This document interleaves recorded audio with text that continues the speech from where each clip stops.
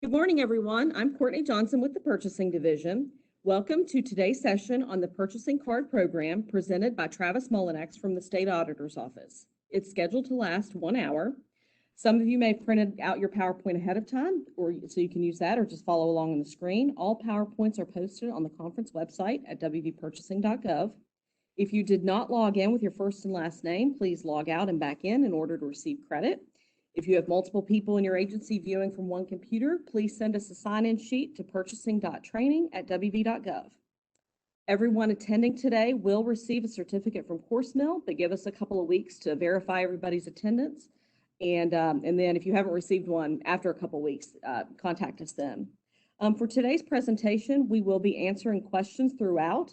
So please go ahead and put your questions in the chat window and send to the host. Let's get started with Travis.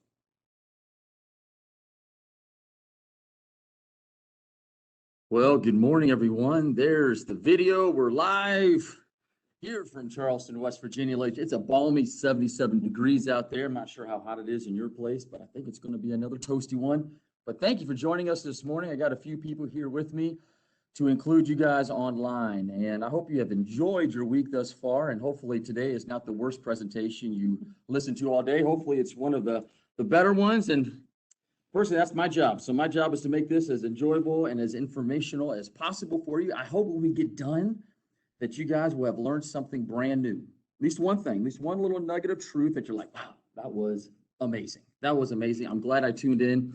So we're talking the Purchasing Card Program. Would you believe it or not that the Purchasing Card Program has been around since 1996? 1996. It's possible. I don't think anybody in the room was born after 1996, but maybe somebody online here has actually been born prior or after 1996.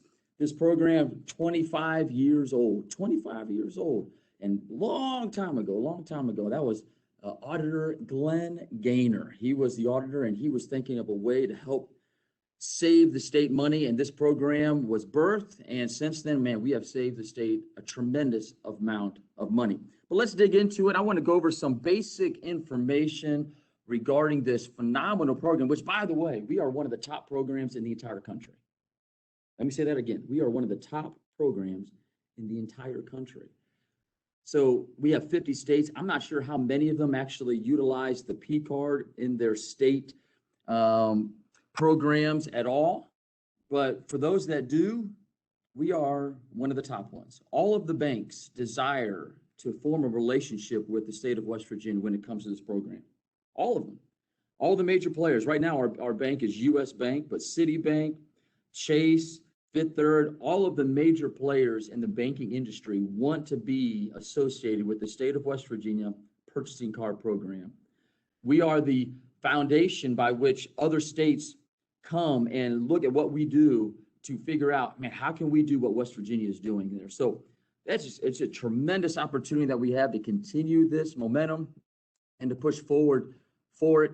So I want to just tell you all that information up front that this is a great program. And we want to start our talk this morning by looking at card statistics and utilizations. Did my video stop? It did. And now it's going again. Let's see. Hopefully we can keep on going here without that going. Let's see if it, yes. All right. So some card statistics for you. We have approximately 8,000 P cards statewide. 8,000. That's a lot. I'm not sure how many you have in your agency. Maybe you're a card holder listening today. Maybe you're a coordinator listening today. And I'm not sure how many cards that you might have there, but there's about 8,000 statewide. And that ranges from different types of P cards, and we'll get into the different types later on. We have 192 master accounts, managing accounts, and pretty much it's usually a 1-to-1 ratio, meaning that, let's just say the purchasing division, they have a single master account, managing account that governs their entire program. At the auditor's office, we do as well, but there's some other agencies out there that actually have more than one. They have multiple accounts depending on their business needs. 192 total in the state, 130 plus state agencies that are part of our program. And some of the numbers. So, man, you might have heard of this thing. It's called COVID. It's been around now, unfortunately, longer than a few months. And last fiscal year, we certainly were impacted by that reality. There was a lot of pausing in business. And so our numbers are a little bit down comparatively, but understandably so. So approximately 409, almost 500,000 transactions were still processed on the P card during fiscal year 2021. A pretty solid number, all things considered. Digging in a little bit deeper, check this out. There was an average of $953 per transaction. Now that might seem strange because some of you may never have ever swiped your card for anything even close to $953 on a transaction, but that's the average. Now, where do we get this value? Well, very simple. We just do some mathematics to it. But the reason why it's a little bit large or might seem large to you is just because we take, obviously, the spending of every single state agency. And if you think about our good friends over at the Department of Transportation, they're paying some high dollar transactions for asphalt and salt, a lot of construction stuff. So that drives that average cost per transaction up a little bit. So $953 per transaction, which gives us approximately $475 million in volume. $475 million in volume, which again, you just do the math there, and there's your value. But here's one thing there I want to talk to you about. We're going to camp on this a little bit. And I talk about this a lot, and I talk about it every single time pretty much. It's because in state government, believe it or not, we actually have to spend money. We got to spend money. And normally when you think about spending money, it's going out the door. There's nothing coming back in return. Well, when you use the purchasing card, believe it or not, we are actually saving the state money. So let me say that again. So when you actually use the P card to pay for goods and services that you have to, because it's part of your business model, part of your business needs, this is not personal charges. These are things like you got to buy office supplies and, again, transportation type purchases and services. Comax, my goodness, Comax. I mean, there's so many different vendors out there that you guys utilize every single day, and you got to spend the money, obviously, because you got to pay the bills. Well, believe it or not, when you use the P card to pay those bills, it actually is saving the state money at the same time, simultaneously. And we call that saving the state in cost avoidance savings. Cost avoidance savings, 31.5 million. So this is where this comes from. Okay, let's dig into this. So if you think about the traditional procured to pay processes, that means you're going to have approvals and this going from this person to this person, requisitions, all this stuff, traditional procure to pay process. And then eventually a check is going to be made and sent out. The rough range of cost for that whole process is about $50 to $200. And that range is large only because there are some situations where maybe it doesn't cost that much to print out a check. From my understanding, it costs the state of West Virginia a significant amount of money just to print a check. In fact, you have a large number, you see there on your screen, a large number of check payments are going for low value items. What that means is pretty much that the face value of that check ends up being less than the amount of money it actually costs to print it. And I mean, that's just not good business sense.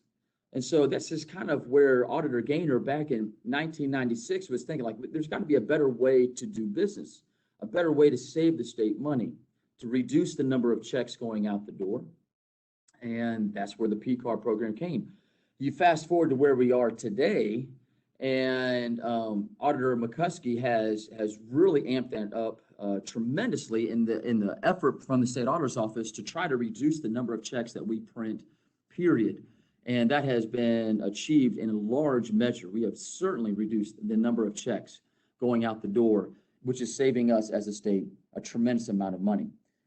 But as we continue to look about the savings, this cost avoidance savings that I mentioned, so the industry standards from the National Association of Purchasing Card Professionals, also known as the NAPCP, they say in their research, which they are in this line of work, they say when you switch from the traditional procure to pay process and you go to the P card instead, you are going to save right off the bat 55 to 80% savings.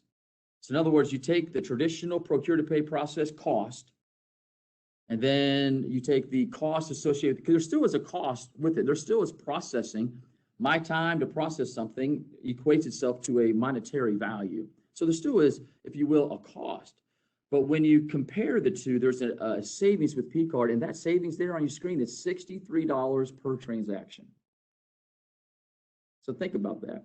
If you had a $100 invoice that you were wanting to pay, and you do the whole traditional procure to pay process where a check is going to be, that's going to cost the state about $100+. Like it's going to be $100 initially, of course, and then you got all the costs of all that stuff. It's going to be well over $100. It's going to pay maybe upwards of $200 just for that one check. And then when you switch it to P card, you're actually going to save about $63 per transaction. $63 per transaction. Which this is where, going back up a couple slides, that's where that $31.5 million in cost avoidance savings comes from. You take the 499,126 transactions, you multiply by that number by $63, and that's where you get $31.5 million in cost avoidance savings. Just take a moment and think about all of the things that $31.5 million in the state budget is now available, because if we didn't do P card at all, now the state has to come up with $31.5 million extra dollars just to pay for those things. These are things that were already deemed necessary just to run business. Putting it on P card, we saved the state $31.5 million, and now that 31.5 was able to go towards jobs, the saving of jobs, programs. So if you think about it, here's my sales pitch here. Using the P card saves jobs.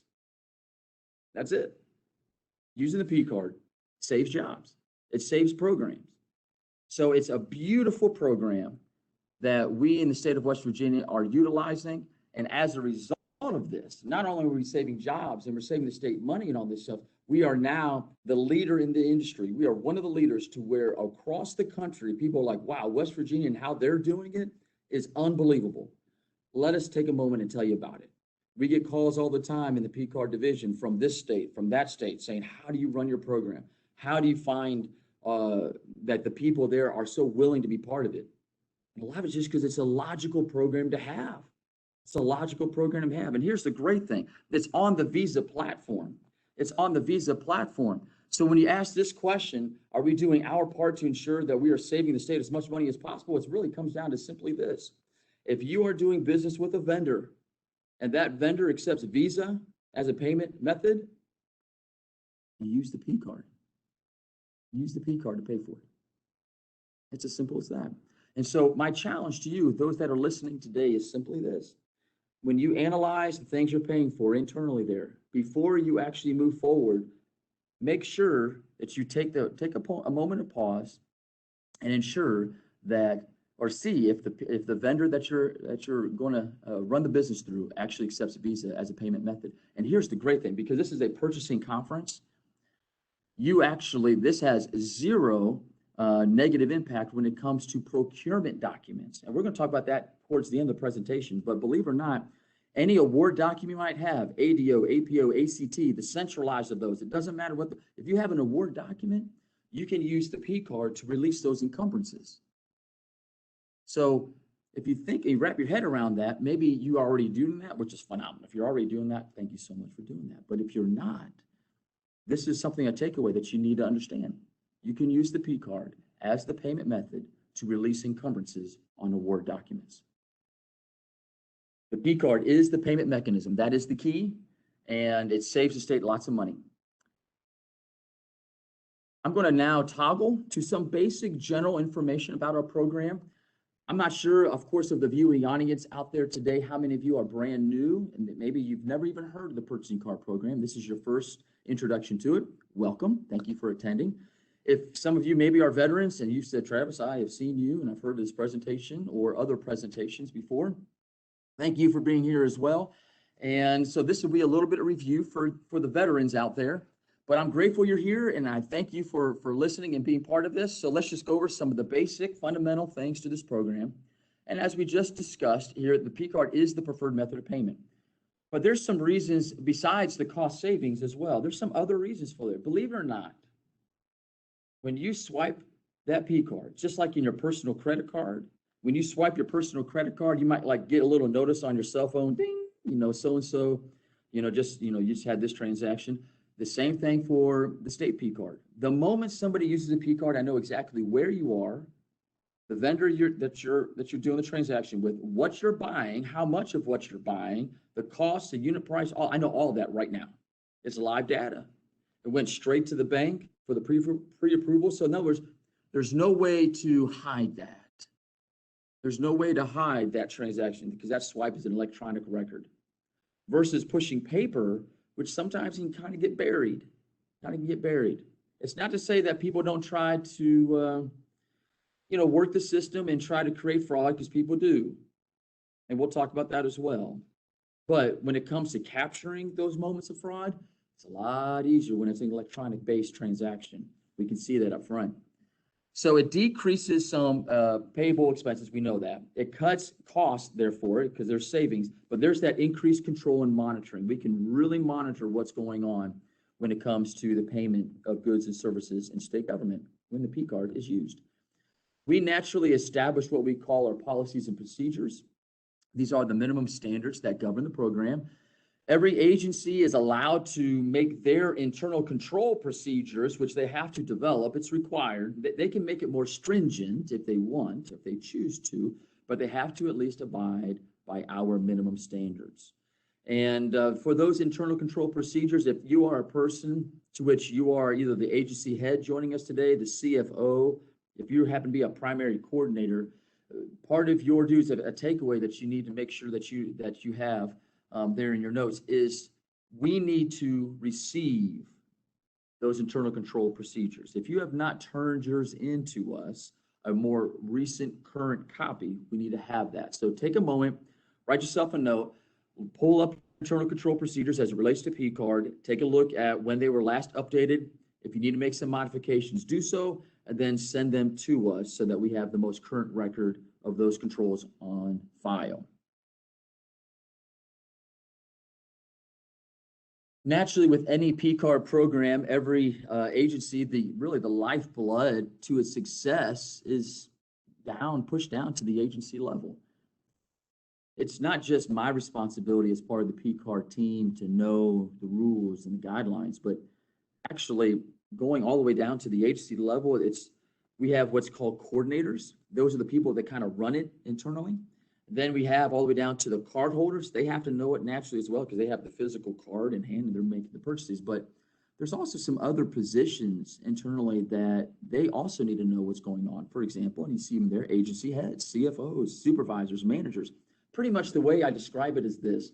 If you are a person within your agency that is you're putting your eyes on P card transactions, well, then it's your responsibility to be knowledgeable and understanding all of the rules and guidelines that govern that. You're on the hook, okay? You can't kind of like wash your hands of it and say, I'm out. Like, you're on the hook.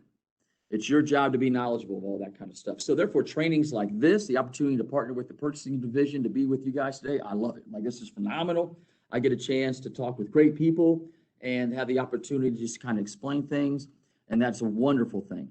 But simultaneously, it's really important that if you think about it, especially if you're the agency head CFO, you're at the top of the food chain.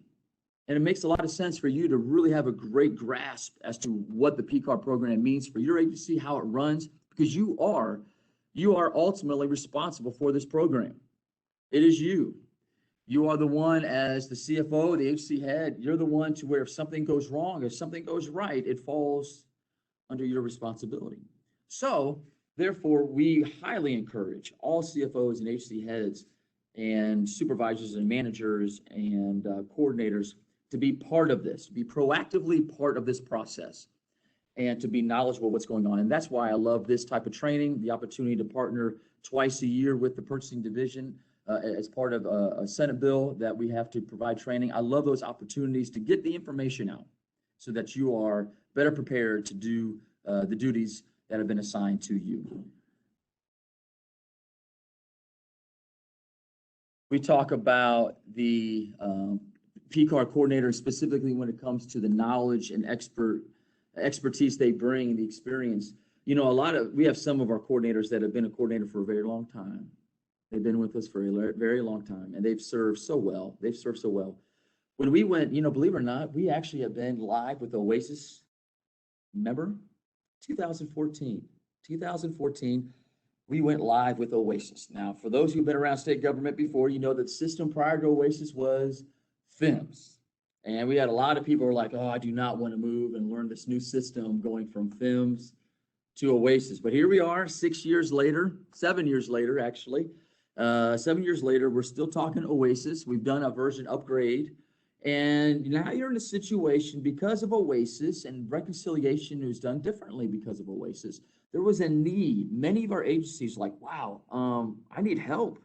I actually need more people in my staff to help with reconciliation, to help my cardholders understand and get through things in a timely manner. And so there was this need to figure out, all right, here's our current personnel. Here's my one person, Travis, who's the only coordinator we have. But you know what?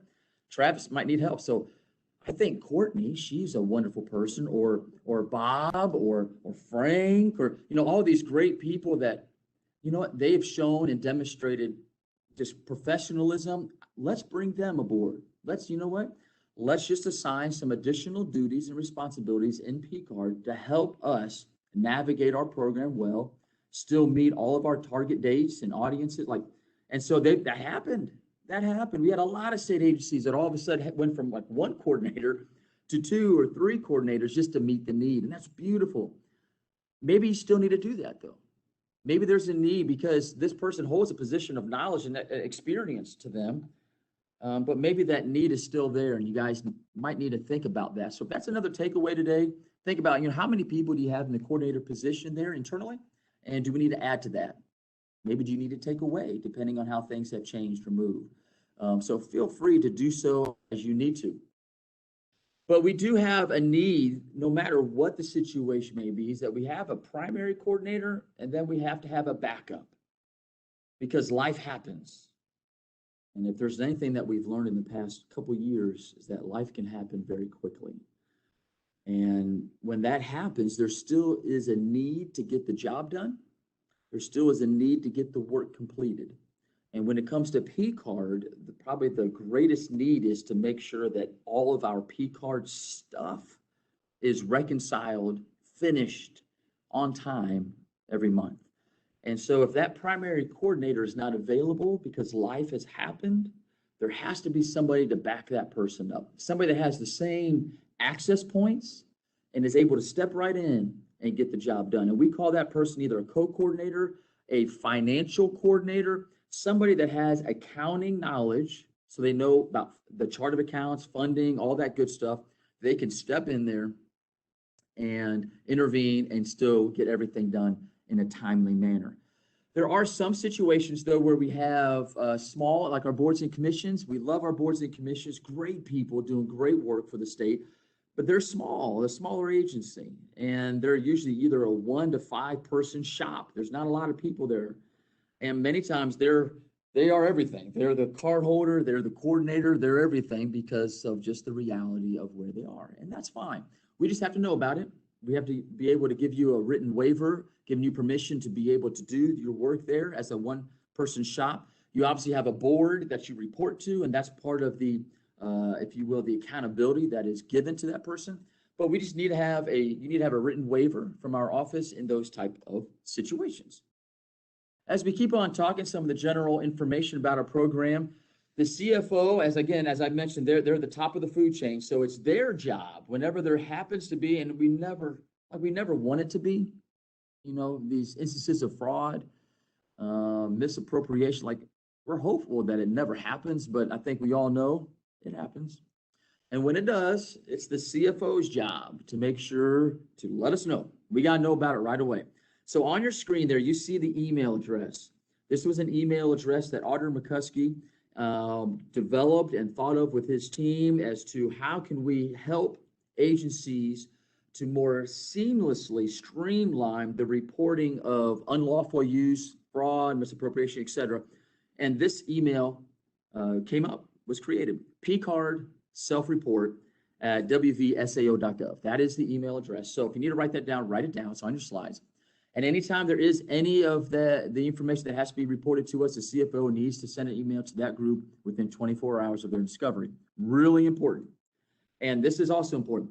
Any internal stuff, any internal investigations, they do not supersede this requirement. This has to be done. So if that is you as a CFO listening today and you're here and there's something that has come up recently, but you have not reported it, there's the email address. Please do so. Okay, and make a good note of this so that should something happen in the future, you let us know right away. The individuals that receive that email, they will immediately get a hold of you and tell you the next steps that need to take place as a result of the fraud, misuse, and abuse. And here is the code and legislative rule. I know everybody, before you go to bed, you sit down with the code book by your bedside, your nightstand, and you do some good reading.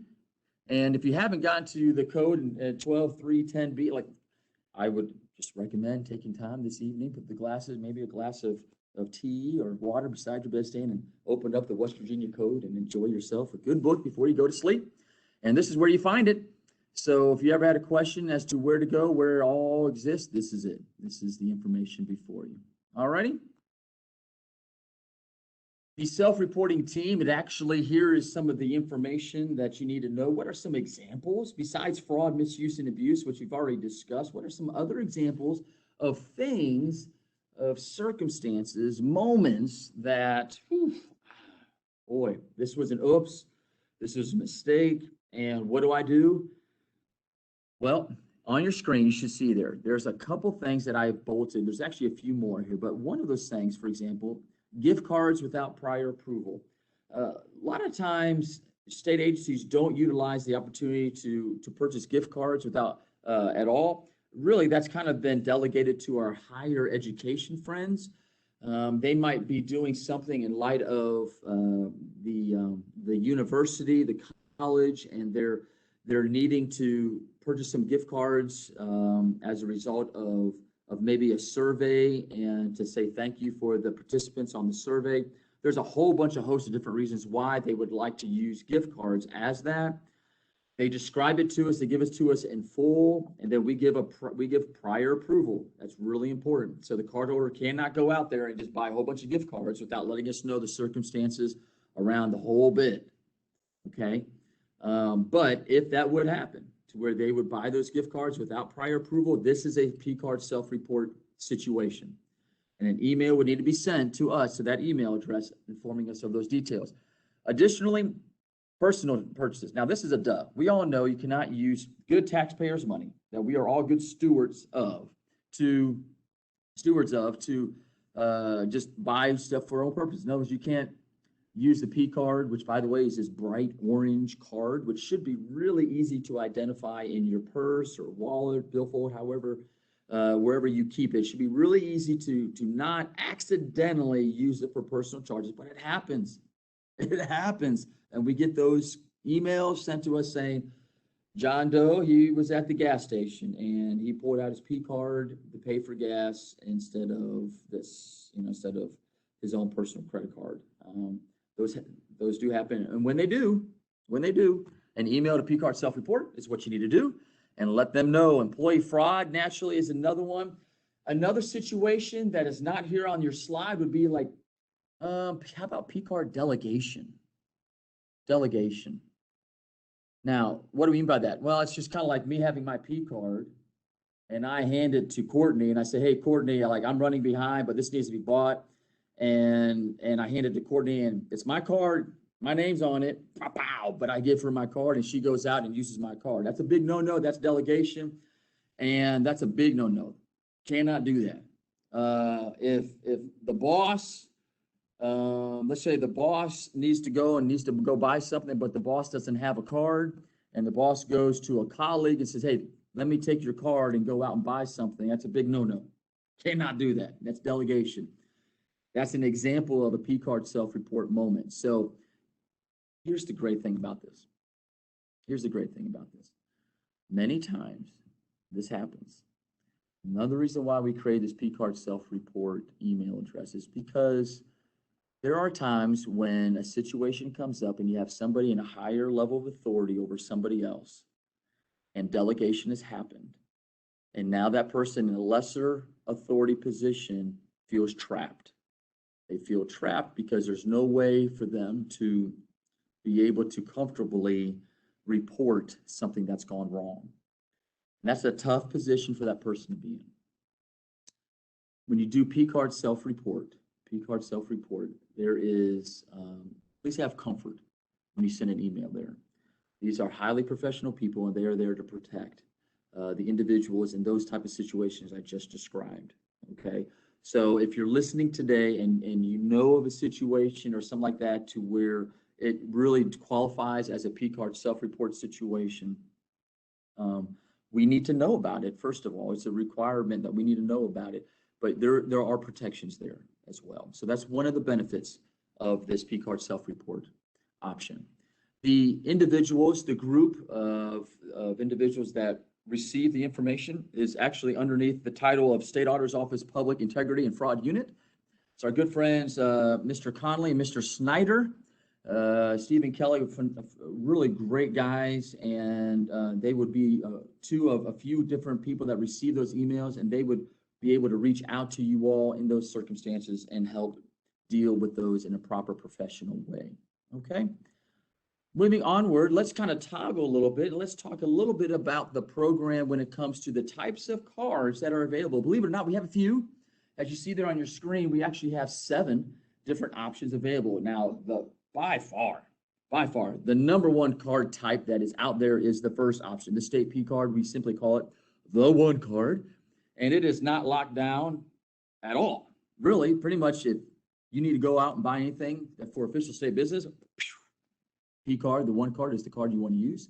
And you go out there and boom, you can get it done. Whether it's travel purchases, whether it's office supplies, whether it's anything, it's not locked down and you can go ahead and do that. The travel card and the ghost card, they're almost identical. The travel card is actually a card that is issued in the name of a person. The ghost card is issued in the name of the agency. But their purpose is the same, which means that they are there simply to be able to put any travel-related purchase on the card. So for the travel card, for example, like right now, this is the purchasing conference. We're virtual this year, but in years past, before COVID, and hopefully in the future, after COVID has settled down, we'll be able to meet face-to-face again. And many of you will probably go to the purchasing conference and maybe have a travel-only card, and you'll use that to book your reservation, to book your hotel stay, to put gas in your in a rental car, if you're to rent a vehicle, to put gas in that. I mean, there's all these different travel. Airline, that would be a great idea. Let's have the purchasing conference, Hawaii. Let's go to Hawaii next year. Let's go to Hawaii for the purchasing conference, and we all will be able to have hotels and stuff. I mean, it would be a beautiful thing. Airline, but see, we'd have to fly there, and if we have to fly there, we have to use our P cards to obviously book it and stuff. And I'm sure the budgets are loaded with plenty of extra cash around for that to happen. So airline tickets would be another example of a travel only expense that is permissible. And that is what the travel card. The great thing about the travel card is that, again, it's in the person's name. It would be in my name, for example. I would take it with me, and hand it and do all this stuff. So it's great. The ghost card is a little bit different.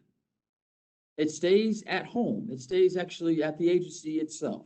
So I'm picking on Courtney because she's sitting right beside me here. So she's just my guinea pig here in our talk today. So she is the person here back in the purchasing division, and she is charged with the care of that ghost account.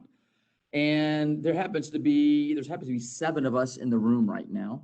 And so she's going to book a hotel for all 7 of us in this room, and she can do that. She'll call the hotel and say, I'm booking hotel reservations for these 7 people, and it'll all go back to the ghost card.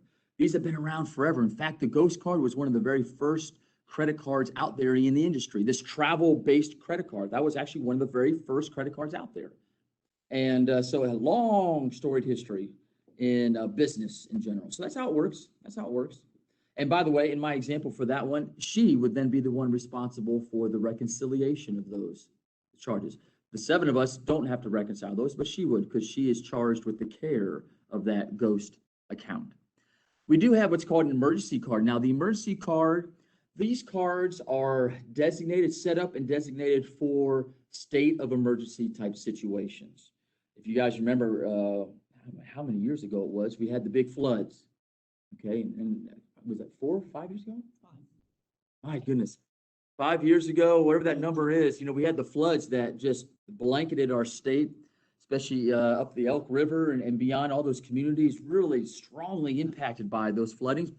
Well, bang, right, to be able to just go there and to help the people and to help navigate that really horrific moment, we unlocked, we raised the limits to all of these emergency cards that were able to be sent out and used to help people. So it's a beautiful thing, but those are specifically for state of emergency type situations. Those are not just everyday stuff, but state of emergency type situations. Then we have what's called a managed spend card, These are called declining balance cards, where they're kind of preloaded with stuff. They're preloaded with an amount, and then as it's used, it just declines and declines. Now, this is typically primarily used for our higher ed friends in the athletic department. Like, you got a coach and his team or her team, and have their needs, and just kind of small audience has this, but that's kind of how it's designed. Then we have the virtual card. These cards, they're not available for the masses. It's actually only one agency right now utilizes this platform, but basically it's a single-use card number. It's just a virtual card number. There's no physical card whatsoever.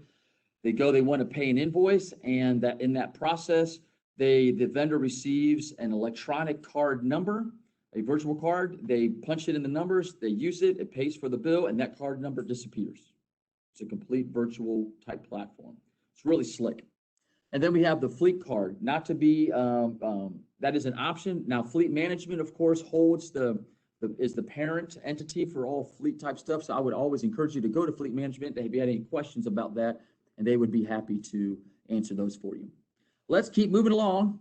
We got a lot more information to get through, and I want to make sure we get through all of it. Transactions are permitted on the P card as long as your HC can provide documentation of its authority and for purchases if requested. So basically, here's the deal. You want to know if you're allowed to buy a gun? You want to know if you want to buy intimate clothing? I'm not going to tell you whether you can or can't. That's not my job. What I would tell you, state police, are you allowed to buy guns? Probably so, because you can demonstrate the authority and you're following all rules and guidelines to do so. So as long as you're following purchasing and all those things, then you can use the P card as your payment mechanism.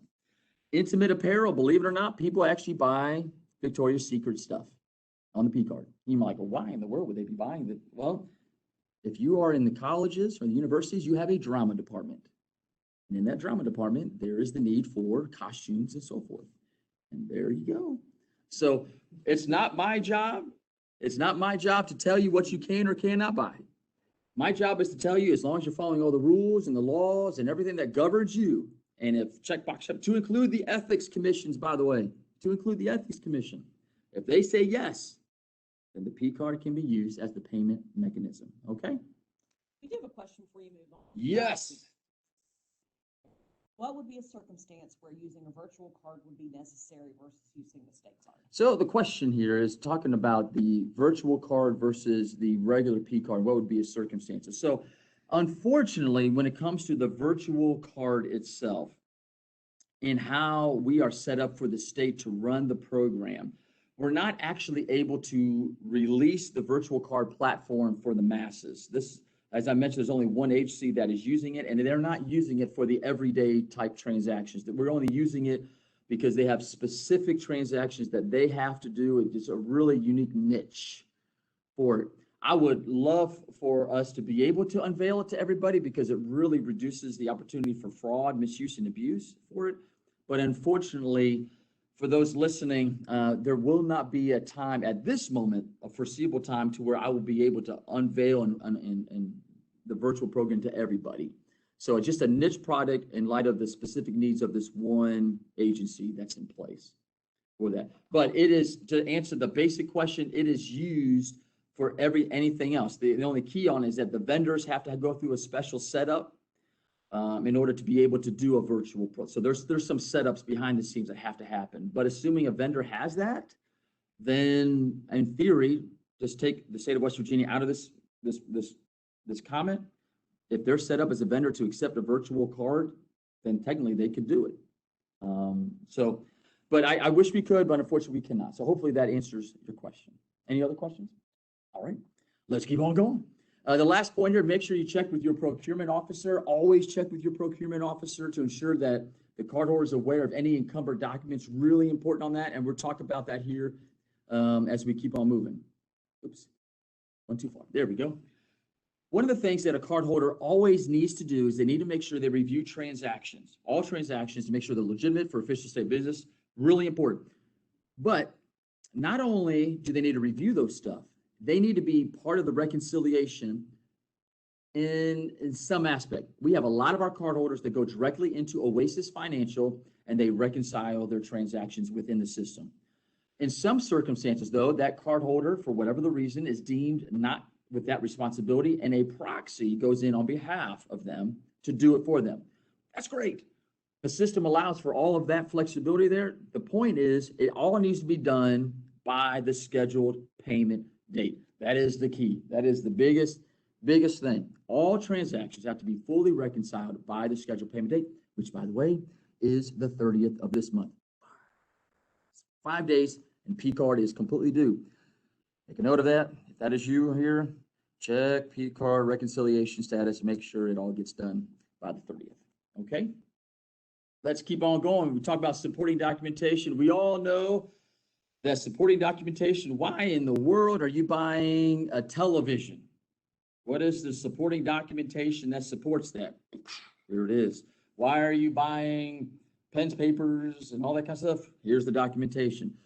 Receipts, whatever it is, really important and needs to be attached to every single transaction at the transaction level. So what that means is that if Frank is coming in to audit my transactions, he will look up a transaction, pull it up, and pow, right there is all the documentation he needs to be able to, that's why Travis is buying this, and there's a receipt, itemized, it looks great, perfect, check, check, check, and no audit finding. That's kind of the idea. How do I know what's going to be, should be part of that? Just kind of put an auditor's hat on. An auditor's hat on. What would an auditor want to see for my transaction that is legitimate and for official state business? And that's kind of how you want to approach that. We do say this, though. Every transaction has to have documentation to it. Has to. So therefore, agencies should really adopt this zero tolerance policy. We understand, though, there are circumstances, and I get it, that sometimes, you know what, Amy's out in the field and things happen and she cannot, like, maybe she can't scan, like her scanner broke down or something happened to where she cannot upload her documentation on the front end and the P card is due. It's okay. You can reconcile the P card without that documentation initially, because after the fact, after it's been paid, there's another place in the financial system where you can go and you can upload that documentation after the fact. Our point is agencies adopt a zero tolerance policy. It needs to be there, whether it's on the front end or back end. We prefer the front end, but we definitely, if it's not there, make sure it's on the back end so it is done in an orderly fashion. All right, there's the delegation. We've already talked about it. I think there's another question. Another question just ping up for us. Okay. Are vendors permitted to keep P-card numbers? Okay, the question is, are vendors allowed to keep your card number information on file and then charge it monthly? All right, so we do not have anything in our policies and procedures that prohibit that. Naturally, a vendor is a vendor. They might do business with the state of West Virginia, but there's limited control that we have on that reality. So to answer the question is, yes, a vendor is permitted to store that information in their system. Now, I'm assuming that if there is a monthly charge, you know, whether it's whatever the monthly thing is, you just have to, that's another thing, great thing about P-card, because you can completely monitor what's going on. And if that vendor all of a sudden makes a charge on that shouldn't be there, boom, you call the vendor up and you say, hey, hold up, why are you charging me on this one? We need to get a credit back. I did not authorize that charge. They should not, as a vendor, just willy-nilly charge a card without your authorization.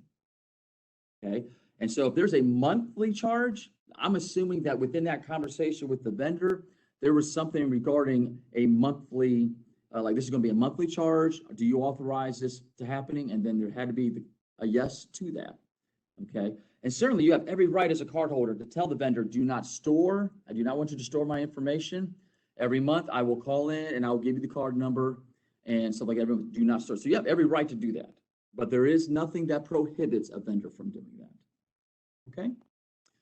P card delegation, we talked about that earlier, and that is prohibited. All right.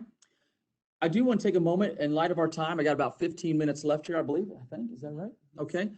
Program oversight and program evaluations. We have a great group of individuals that come into the agency and they will partner with you. And this really is a partnership. They will come inside, they will take a look at all of your P card program, how you're doing things, look at your internal control procedures, and they will test it almost like an audit, but it's not an audit.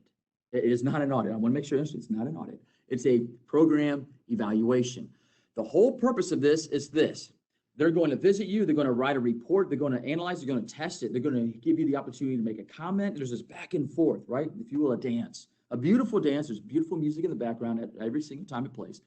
And there's this dance that goes on. And then the whole purpose is this. Look at this last point. Unlike an audit, the program evaluation section directly assists you in implementing any changes or improving your P card program. That's the whole point of this group. They want to help you strengthen your program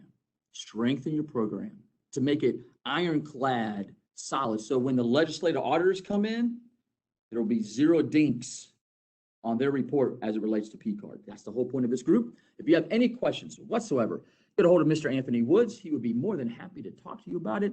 There's his information there. Really good guy, and he can provide some great information for you.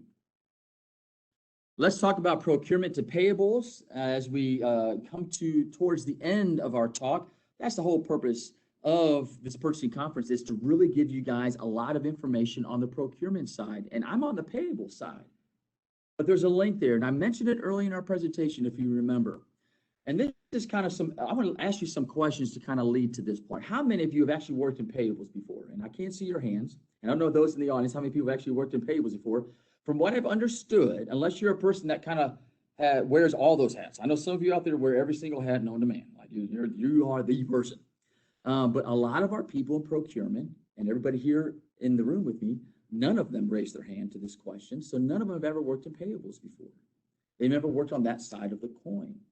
So this is interesting because now the question is this: how well do the payables people and the procurement people actually talk? Now this is the $1 million question. Yes, I mean, how well do you guys communicate? I've been married, happily married, for 23 years. And I can tell you that this is why one of the biggest things my wife and I have had to learn is how to communicate well. And so this is a marriage relationship between the payables and the procurement people, and they need to communicate. This is fundamental to the success of both of their programs. And the reason why is because procurement is encumbering funds. Payables are paying the funds. So it makes sense then for them to actually talk. Make sure that they're on the same page. Simultaneously, not just them, but the cardholder, the person's actually going to be using the P card to pay for the goods to begin with. Are they even aware of what's going on? Do they even know that there's actually an ADO right now that they actually have to be mindful of when they actually pay for the invoice? Do they even know it? These are questions that I would ask everybody to ask themselves internally. And specifically for the cardholder, him or herself, is there a requirement for them before they do any sort of purchase, like to actually have a conversation themselves? So really, this is a three-way conversation: procurement to payables, payables to procurement, but also the cardholder themselves. Are they charged with asking the question, hey, procurement team, is there an encumbered document out there I need to know about before I make this purchase? Do they know? So good questions to think about. Good questions to think about. And it's really important because if there is, when it comes to the reconciliation process, they need to use that because that's what we're about to go into. But did you guys know that the existence of a statewide contract actually requires an award document? And I believe this is still correct for my people in the room, right? Regardless, the existence of a statewide contract requires an award document regardless of the dollar amount. No longer? Is that changed? Okay, so that has changed as of July 1. So this is hot off the press, July 1. Thank you. So now you know it is highly recommended. So that is the change of wording here. It is highly recommended, regardless of the dollar amount, that they are there. It makes a lot of sense, though. It makes a lot of sense to have it in place, okay? Now, is that regardless of the dollar amount, or is there a threshold to where you have to?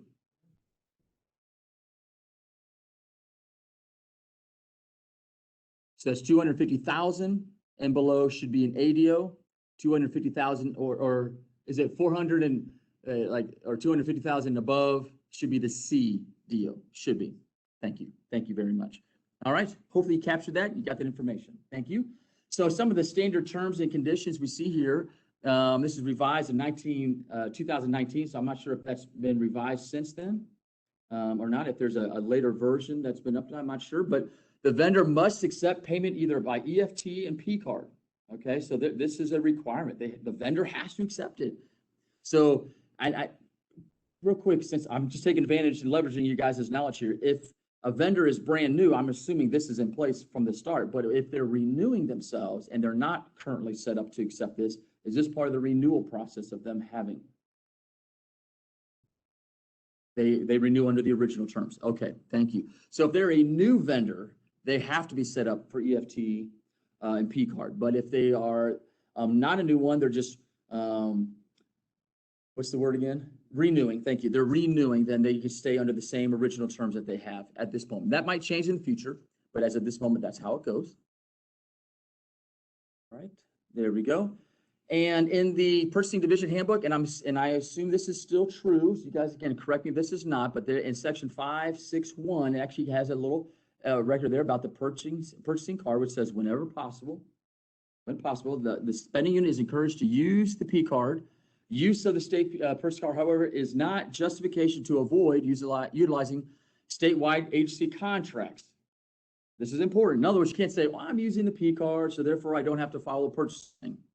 That is not how it works.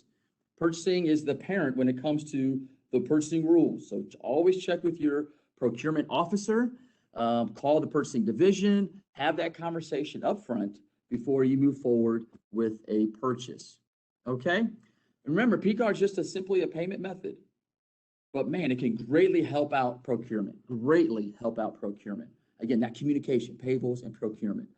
And to release encumbered funds, this is a big win. Like when you, and this is another training, obviously it's not our time here. Another training is to talk about how to do this well. In reconciliation, during reconciliation, you actually will reference, let's just say, an ADO to a P card transaction.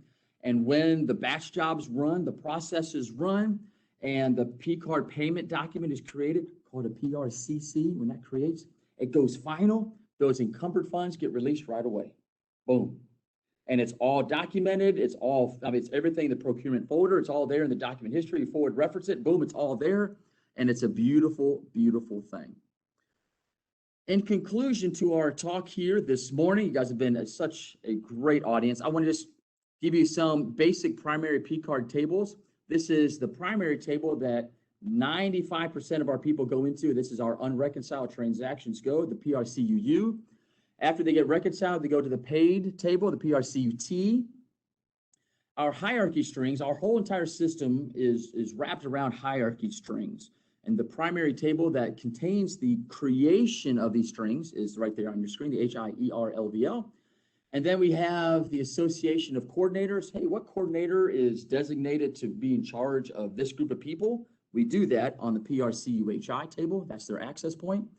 And then we have the table, the CUI, which lists all of the card holders for the agency. And then here are some other add to favorite options. I'm a big add to favorites guy. So within Oasis Financial, you actually, if you right click on your mouse on a blank spot on your screen, you right click, there's going to be an alternative menu for you. And one of those options is add to favorites, one of the favorite things to do. And like, oh man, because there's all these acronyms. I mean, like 2014, it was like acronyms, there was everything. Nobody could remember, okay, what page do I need to go to? Because all these acronyms. You add to favorites, and here are some of them. The PLOC, one of the things we have to have is what are called site IDs. In other words, your address, your location, where the central or where the your office is located. That's the PLOC table. We have the accounting template table. Every single P card has an accounting template associated with it. and ACTPL is where that exists. And then we have the commodity object code table, the COM-OB, a great table to connect the dots between a commodity code with an object code. Really good. We have the PCC query table, which is the PCCQ. The PCC, by the way, is a document that we use for applications and maintenances. Applications and maintenances of card accounts. Now, the PCNFG, that table is unique to P-Card. That is where all of our cycle dates are created and housed. So if you ever want to have a question like, man, when is P-Card due in December? You go to that table right there and it'll give you those dates. In fact, I'll show you here on the next screen a screenshot of that table. And then we have the VCUS table, commonly used, obviously in procurement. Everybody probably in the listening audience has gone to that table before. We use it in P-Card as well. Here's a screenshot of the cycle dates. And you can see there, so we have the start date, the end date, and then the scheduled payment date. And you can see there it is, August 30th. That is our scheduled payment date. For next month, it is the 29th, and then on October the 20th, and so forth. Once in a while, we might have to move these dates because life happens and we might have to do it. Obviously, if those do happen, we communicate that, but it is not changing when it comes to the 30th. You got 5 days, everybody, to get all of your reconciliation done.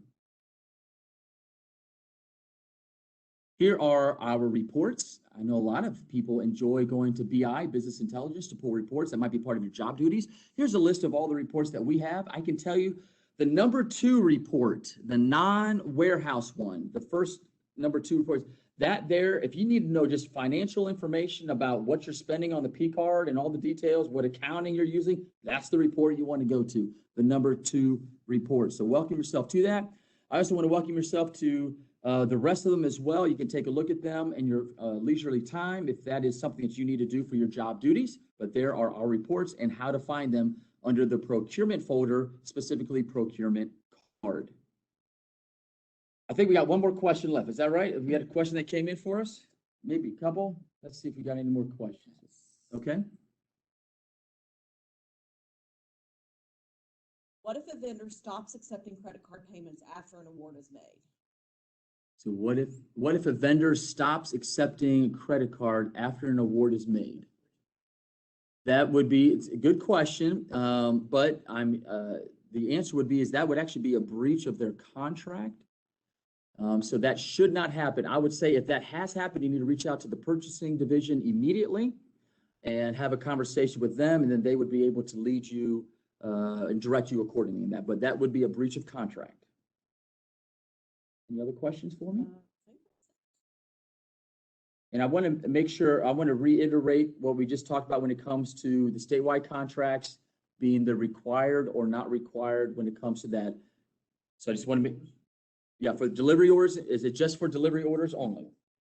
So just for deliveries orders only, it is not, it is highly recommended that if there is a statewide contract in place, that a delivery order be created if there is a statewide contract. If you have a question about if there is a statewide contract, in order to talk to your procurement officer, call the purchasing division and they'll be able to help you discover if there is a statewide contract in existence. But if there is, it's highly recommended, and there's not a dollar threshold except for the 250,000 mark.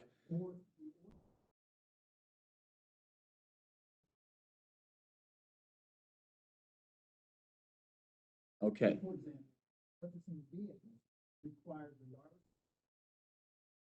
Okay, so, and that's called the ordering instructions. Thank you. So if you have questions on that, if it is required or not required, within the ordering instructions of a statewide contract, it will spell out for you the requirements. Okay, so just go there. There are certain things that it doesn't, like it is required. And the example that I was giving internally here is the purchase of a vehicle. So for a purchase of a vehicle, it is required.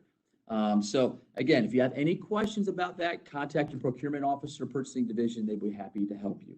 Any other questions for me before we adjourn my session here? Man, this was great. This was a lot of fun. I hope you had an enjoyable time yourself. I can't even thank you enough for tuning in, and hopefully you learned something. I hope you have some takeaways for you. If you have any questions at all, there is our contact email, pcardoperations@wvsao.gov. And on behalf of the state auditor, Auditor McCuskey, and those of us in the P card division, thank you for your time and attention today. Have a blessed day and week.